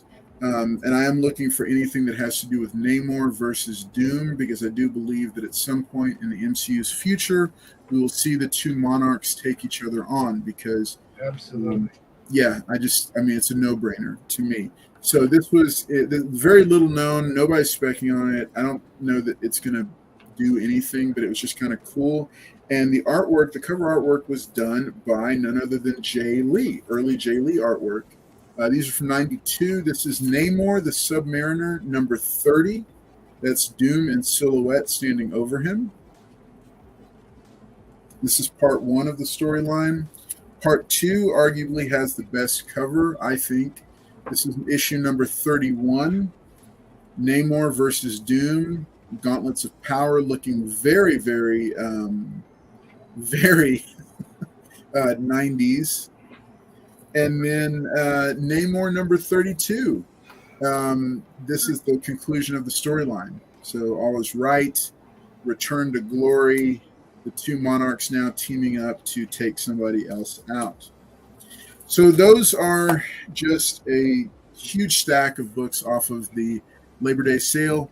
Aelwolf, it's just MT and I tonight. And speaking of MT, I'm going to go and pass it back over to him. MT, do you want me to show the action figure ones real quick, and then I'll be done total. I found this in the sale. These are other books that I found in the same sale. This is Secret Wars Journal number 1. This is the Mr. Fantastic action figure variant. We all remember the Secret Wars I like holographic discs. So I love that they made one for this current Secret Wars with Mr. Fantastic. This also reminds me of the Krasinski version from the current Doctor Strange sequel. Yeah. This is one I was telling MT about that I thought was really cool. Defenders of the Earth issue number 1. This is a bare minimum of an 8.5. This was a cartoon series that starred some great literature characters: Mandrake the Magician, the Phantom, Flash Gordon, and then I'm not sure who Lothar was. I think they just made him up, and they all were going against Ming the Merciless. It was a cartoon series. You can find it on YouTube. But yeah, I just thought this was really cool. So, and this is actually a very high grade copy. It's an 8.5 or better.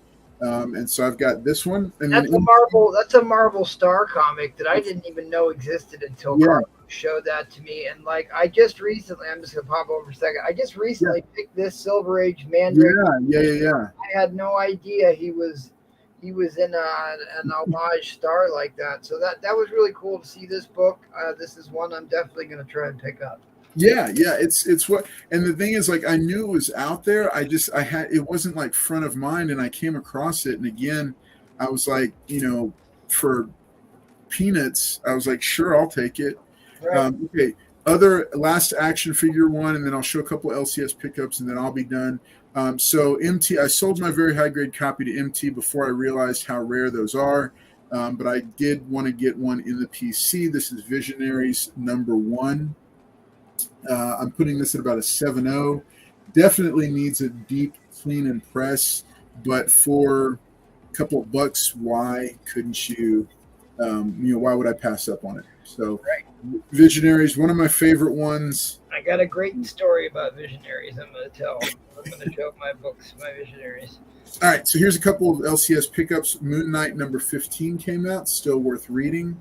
The Last Line #1. This is another new series from Aftershock. Aftershock's got some really great stuff. They don't do as much with media adaptations, but this is a fun premise for it. I'll see what happens with it. Another one to add to my collection. I had no idea they were going to do this many of them.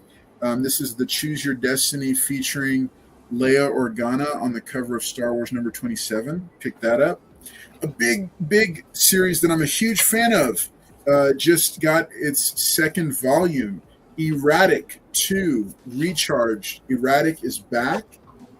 Here's cover here's cover A, and then cover B.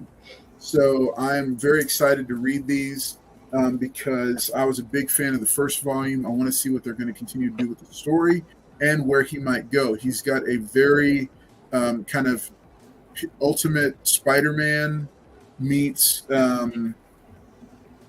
just quintessential teen superhero to him. And so I just really I like the character design and everything. So I just really liked it. A new champion of Shazam.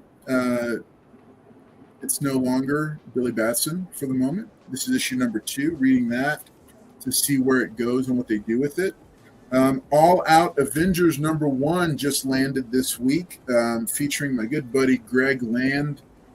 Interior and cover art from him. So I just wanted to pick that up and support. And then last one is from Ablaze. I got a really cool. I really like the premise, so I picked it up. This is the Boogeyman #1. This is the variant. My A cover was damaged, so I had to send it back. I had to tell my LCS I can't buy that because it's in too bad shape. But this homage cover was just fantastic, and I'm really intrigued by the premise for it. So I'll tell y'all more about that later and let you know what I thought. So hey, thanks for watching my humongous stack here. I'm going to settle back and be entertained by MT and his heaping helping of cartoon comic goodness. Absolutely. Okay, I'm going to start off here with I collected these as a kid. It was a short-lived cartoon. Yes. Remember those big-wheeled, 3-wheeled things you used to pedal around the plastic? Yeah. Wheels, right? Yeah, the Power Wheels. Power Wheels, right? No, Power Wheels was the electronic. No, those were motivated. Was the pedal ones. Yeah, right? These are big wheels. Yeah. Yeah. I had a mask big wheel that you could push the button and the little doors would flip open on the top. I had the Thundercats one too for a short period of time, and I had a He-Man one, and I wish I'd have kept those because they're worth big bucks. If you have one in decent shape, they're big dollar items nowadays. But at any rate, Mask was and it was so funny because it was really a play off of G.I. Joe because they were up against Venom. That was the enemy, Venom, Mask. Yes. Venom, right? So I got the first couple issues of Volume 1, and then this was a short-lived run, and then this is #1. No, is this #1? Ongoing. Volume 2. Yeah, well, that was the ongoing. The first #1 was the 4-issue limited. Yeah, this is the 4-issue limited. Nice. I don't know how long this went, but this is the only one I've got. This is like they were doing Team America around this time too. It was all like stuntmen were big, still on the tail end of Evel Knievel.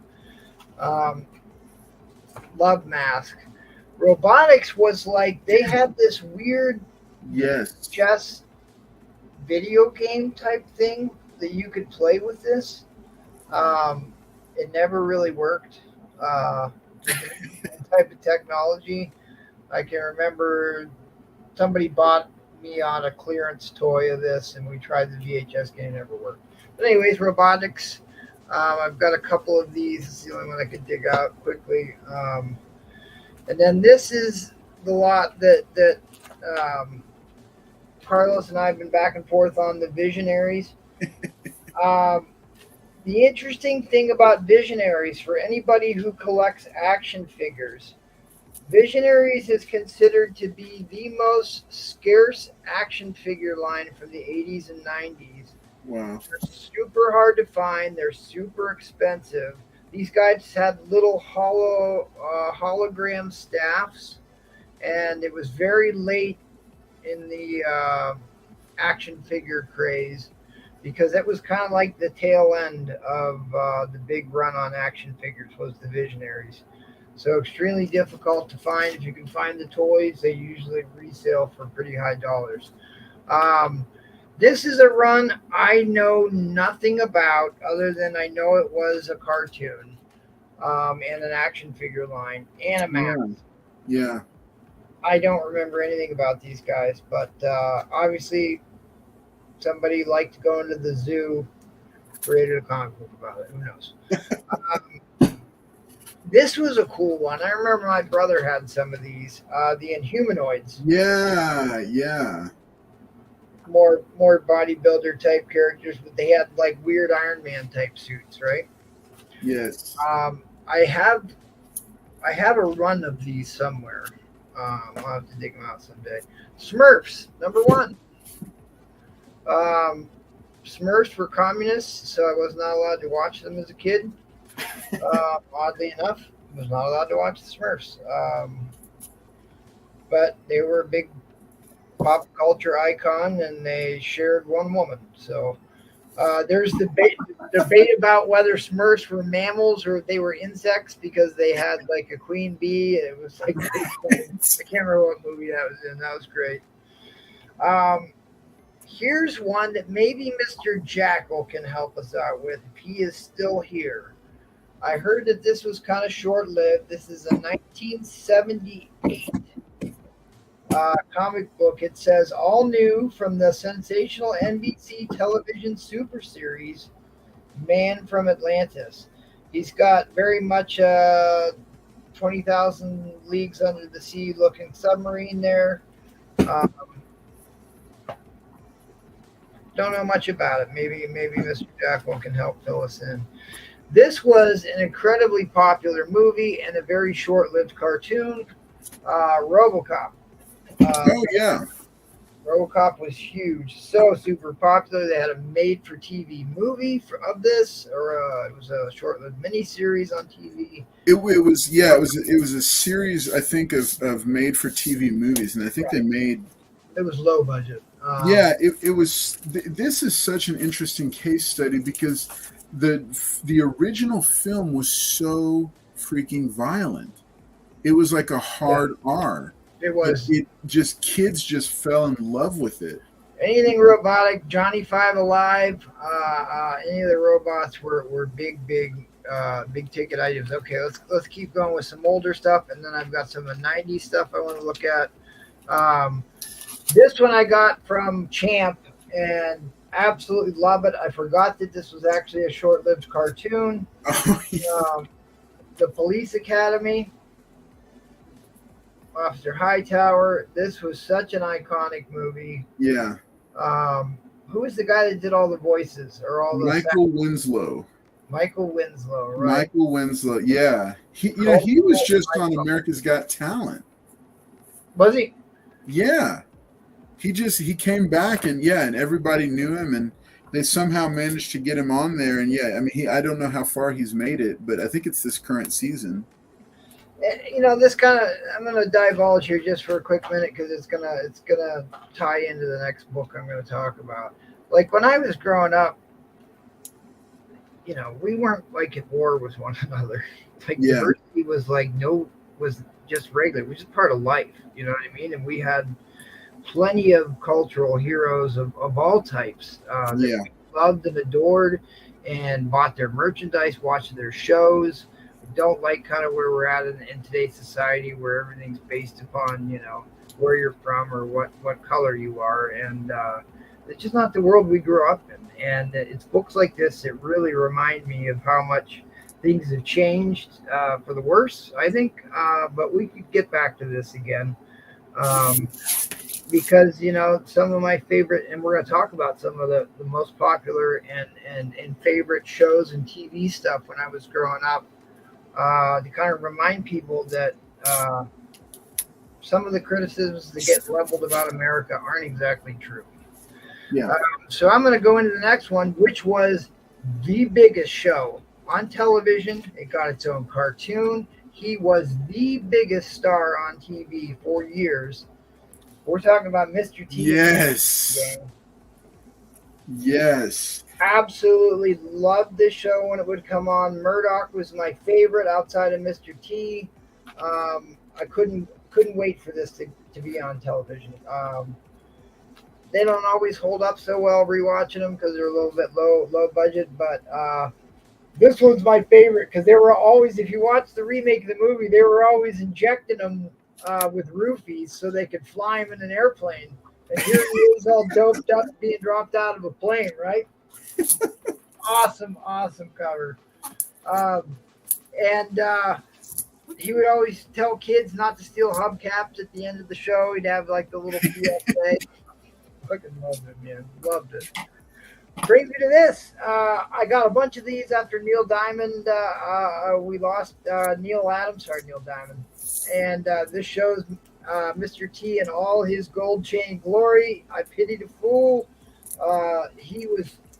Everyone loved Mr. T. I remember all the kids had the haircut at school. All the kids had the haircut at school when I was younger doing the Mr. T. Awesome memories about Mr. T. He used to like water ski on alligators every Saturday morning at the beginning of the show. I used to love that cartoon too. Which is a good transition into this book.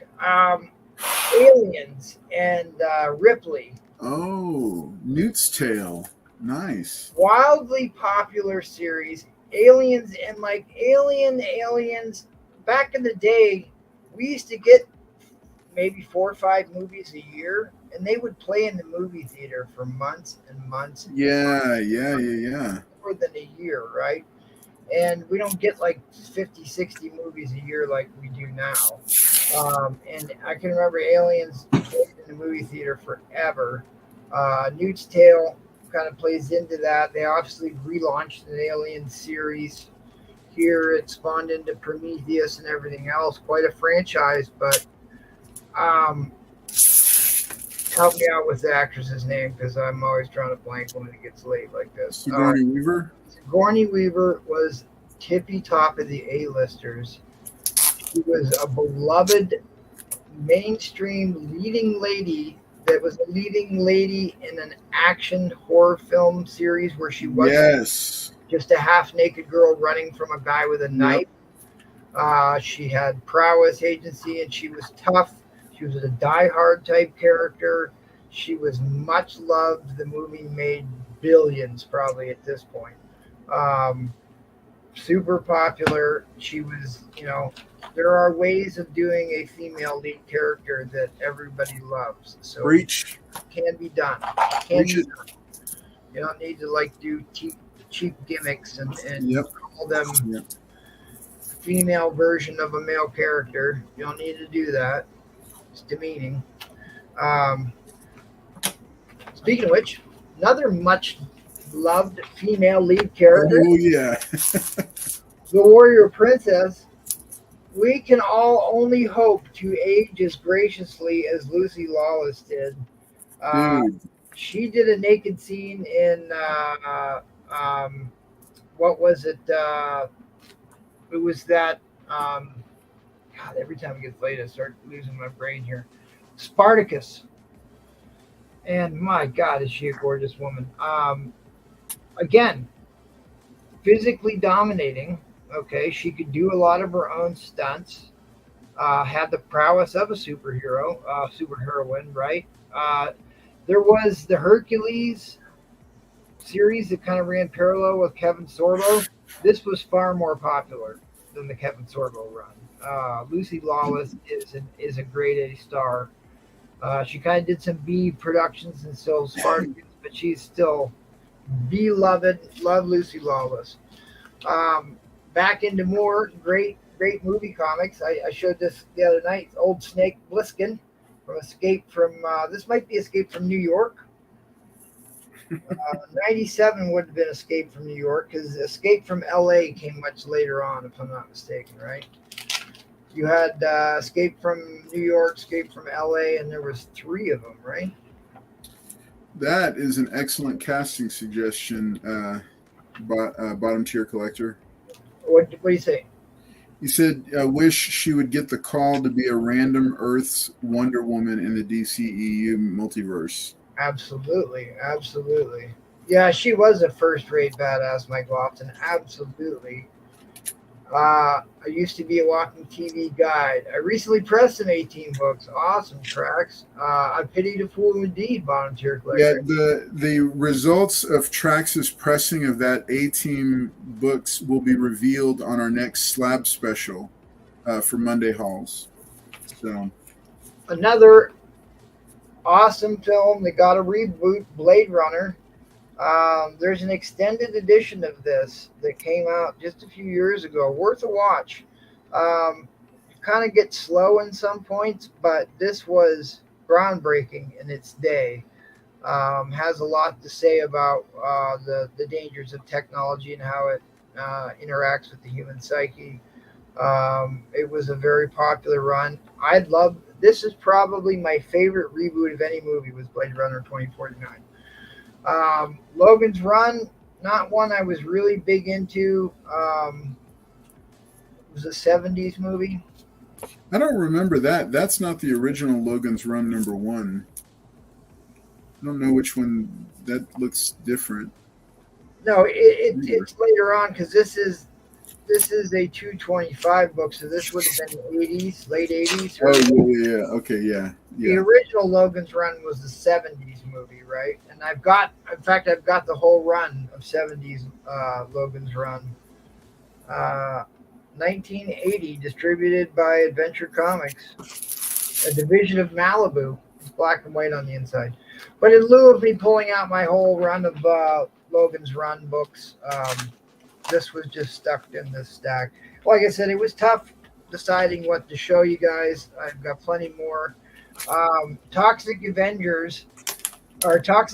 was a spoof on Swamp Thing and Man Thing and like the environmental craze that was happening about toxic waste and this movement from Silent Springs in the 60s into the environmental movement of the 70s, got into corporate culture of the 80s, and this was kind of like anti-corporate culture, Toxic Avenger, which ended up being just a big spoof show.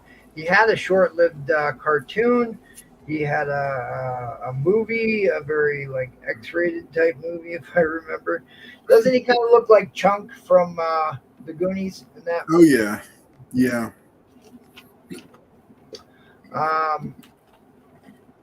Let's get back into these. This is a difficult book to come by, and Marvel Age has a bunch of cool covers. They have a He-Man cover too, but this was Muppets. The Muppet Show was another big show when I was a kid. My sister was terrified by the big monster. I can't remember what his name is. He had the big lips and the big nose. Was it Monster? I can't remember. He had a name. I don't think. Yeah. Well, there was one that was actually just named Monster. That was the rah rah rah rah. Yeah, could be. She had a nightmare. But the old two farts in the upper deck that used to heckle people, and then you'd have Piggy and Kermit, and they'd have musical acts on. Dolly Parton was on all the time. Great show from the memory. My wife collects Winnie the Pooh stuff, so I bought these comics at a secondhand store, and even if I gave it to her, she'd just give it back to me to put in the collection. But A.A. Milne, huge series, was a cartoon and a movie. And now we're going to end with some tippy top of the 90s. some of the best of the 90s here, gang. Late 80s, early 90s. Bill and Ted's Excellent Adventure, number one. Rufus and Abraham Lincoln, Socrates, Death. Looks like Crocodile Dundee there. Can't remember who that guy is. Genghis Khan. Napoleon. My brothers loved this movie. Like Strange Things Are Afoot at the Circle K. Wild Stallions all the way. 1991. I'm going to end on an absolute high note. I got two more books to show, and I think we're going to wind down because we're getting kind of long here for sure. 2-hour mark. But we're holding 20 some people for a long time. I know. What? Beavis and Butthead, Booger World. I can remember we got cable and there was like Frog television on one time. My dad came in, saw us laughing about Beavis and Butthead, and the very next morning he called and had MTV blocked from our cable box because of Beavis and Butthead. So Paul Comics has had some of the number ones up recently. This is a number 3 from Booger World when they worked at the fast food place. And we're going to end with my all-time favorite cartoon, The Ren and Stimpy Show. Oh, I loved Ren and Stimpy, Space Madness, Log. This had free air fouler enclosed that smelled like a cat box. It did not smell good whatsoever. It made sure they did that. And difficult to still get in the poly bag in high grade. I've got 2 copies that aren't in the poly bag. This one, however, is, and it's got the log on the poly bag, so you can tell that most of the smell doesn't hold from what I understand, but interesting story about the guy who created that. Probably shouldn't really discuss what this show was actually about. really? Yeah. It is about his ironically, it was made for children, right? Yeah. But it was about rubber nipple salesman, absolutely don't whiz on the electric fence, powdered toast man, log, it's log, and he's like, Stimpy, you idiot. Oh God, I'm trying to remember some of the other great shows or the other great episodes on this. Rubber Nipple Man, right. It was essentially about his heroin addiction. Really? So Stimpy was when he was doped up and happy, and Ren is when he was being irate and otherwise. It was like the two halves of himself. Wow. And that's what Powdered Toast was typified in the show. And it gets into a little bit more nefarious because obviously he had a lot of homosexual undertones in the show, which was a lot of it was pretty damn funny. But it was really interesting to find that out later on in life. I've got a bunch of vintage T-shirts from Ren and Stimpy. Still love the show. Don't care. Still love it. Yeah. Didn't bother me one bit. Interesting to find that out and the parallels to that, but absolutely love this show. I should probably go back and watch it. They've been talking about relaunching this for a long time, so we'll see what happens there. At any rate, we went through 500 comic books with you guys tonight. I know, like literally hundreds of comic books. Well, sir, I didn't like it. Yes, Stash comment. Yes. Very good. Yeah, right. Yeah. Yeah, it was for story. Yeah. All right, guys. Hey, thanks so much for tuning in tonight. Thanks so much to MT for that walk down memory lane. That was a lot of fun. I enjoyed that one. I'd like to do some more theme ones on Monday Hauls. Yeah, I think that's good instead of just showing stuff that Yeah. We're gonna No, try. we're going to have a conversation about that. But hey, thanks to everybody who tuned in and stuck with us, to the more than 20 people that were popping in and out throughout the night. This has been one for the books. I think our longest episode yet, but it was fun. We enjoyed it, and we enjoyed hanging out with you. We got one more to show us. Yeah, well, somebody just mentioned they were looking for Simpsons. This is the most coveted Simpsons. It's in a poly bag. Simpsons Comics and Stories, the special collector's edition, issue #1 with Radioactive Man, of course, right? The part Watch It Man, that was also huge, right? And I guess I pulled out another Yogi Berra, Hanna-Barbera. Half the reason, I got to admit to you, half the reason I wanted to do this show is I've got all these books like spread out all over the place, and I want to put them all in one box. So that was kind of half the reason I wanted to do the show, is going to give me an excuse to get them all. I'm telling you, this is time well used for us as well. It's a great show for you guys at home to have on playing while you're bagging and boarding. But hey, thanks for hanging out with us. Make sure to stay tuned for some of the different things we have coming up for the channel. As always, it's been a pleasure to hang out with you, and hopefully you got some good stuff out of tonight's show. We will see you next time. Wednesday night, I won't be on, but Paul will be taking the reins to give us some discussion on the D23 announcements. And he'll have, I'm not sure who all he's got lined up to be with him, but I know it'll be a laughing riot. So make sure that y'all tune in 10 p.m. Central Wednesday night.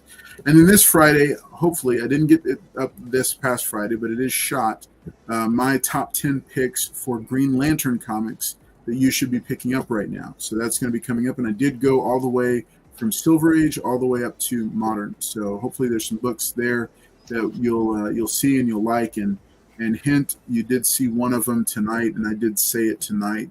It was Green Lantern number 50. So, hey, thanks for tuning in for us and with us, and we'll see you next time.